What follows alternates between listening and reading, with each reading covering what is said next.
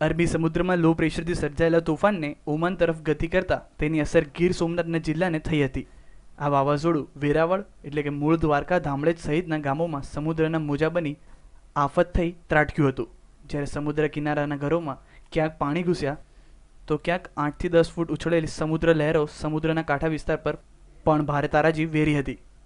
કોડીનાથી 5 kilometre મૂળ દ્વારકા यहाँ आखी पट्टी आगे तूफानना हिसाब से आखी पट्टी धोवाई गई। એટલે હોડીઓ સાચવવામાં કંઈક હોડીઓનું નુકસાન બી થયો, કંઈક ઘરોનું નુકસાન થયો, કંઈક ઘરોમાંથી માણસો કાઢીને અમે ઉપર લઈ ગયા। એક દુકાનમાં અત્યારે પાણી ગરી ગયો, દુકાનનું નુકસાન થયો।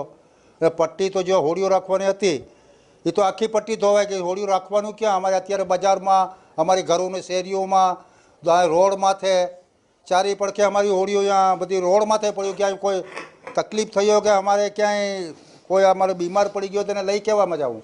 રોડ તો બંધ છે, આખા બજારો બંધ છે, રોડ બંધ છે, પટ્ટી આખી ધોવાઈ ગઈ। નુકસાનનું તો કોઈ ઝીણું મોટું તો કોઈ માપ નથી। અત્યારે દુકાન તૂટી ગઈ, અત્યારે બી મોજા પડે સાહેબ।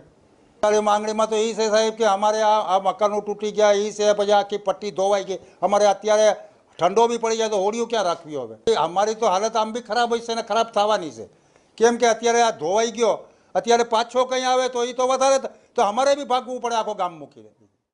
ગીર સોમનાથ જિલ્લાના મૂળ દ્વારકા ખાતે મોડી રાત્રિના રોજ રૌદ્ર મોજા બોટોને બાંધવાના કિનારાને ઉખાડી ગયા હતા, તો બીજી તરફ તણાયેલી બોટોને માછીમારોએ ગામના રસ્તા ઉપર પાર્ક કરી દેતા રસ્તાઓ બંધ થઈ ગયા હતા।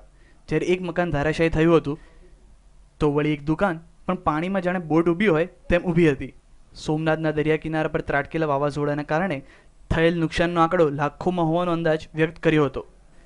જ્યાં સુધી સરકાર માછીમારોને સહાય નહીં કરે ત્યાં સુધી માછીમારી પણ શરૂ નહીં થાય તેવો ઘાટ સર્જાયો છે।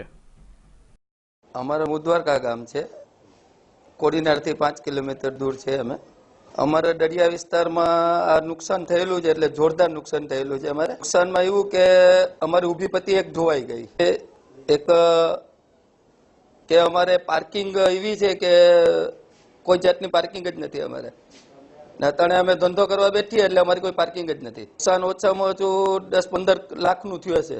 સરકારને એટલું કહેવામાં કે અમને સહાયતા મળે અને કંઈક અમારી પાર્કિંગ બાબતે અને કંઈક વ્યવસ્થા મુદ્વારકામાં કંઈક કરી દે। 2 દિવસથી અમારે તોફાન ચાલુ જ છે, હજી 5-6 દિવસ સુધી તોફાન ચાલુ જ રહેવાનું જ છે, બરોબર? પછી હવે અમારી ગંભીર હાલત છે। ધામળેજ ખાતે પણ 2 મકાનોને સમુદ્રી લહેરોએ વ્યાપક નુકસાન પહોંચાડ્યું હતું, તો પ્રશાસને પણ પ્રભાવિત વિસ્તારોની મુલાકાત લઈને નુકસાનીનો સર્વે કર્યો હતો।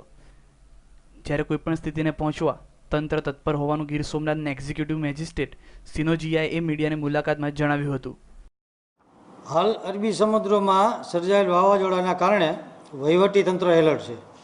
જ્યારે વેરાવળ, સૂત્રાપાડા, માંગરોળ, ધામળેજ, મૂળ દ્વારકા વગેરે આસપાસના બંદરો પર દરિયાના પાણી આગળ વધ્યાના સમાચાર મળતા જ્યાં જરૂર જણાય ત્યાં વ્યવસ્થા કરાઈ છે। માછીમારોએ તેમની બોટો સલામત સ્થળે ખસેડી લીધી છે અને મકાન મિલકતોના નુકસાનનો સર્વે કરી વડી કચેરીને જાણ કરાશે। હાલ તંત્ર એલર્ટ છે।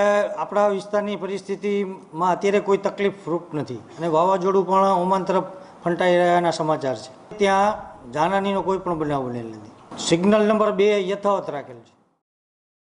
દરિયામાં આવેલું તોફાન અને વાવાઝોડું શાંત પડે અને કોઈ તારાજી ન સર્જાય તે માટે માછીમારોએ કુદરતને પણ પ્રાર્થના કરી હતી। Bureau report, news online, Gir Somnath.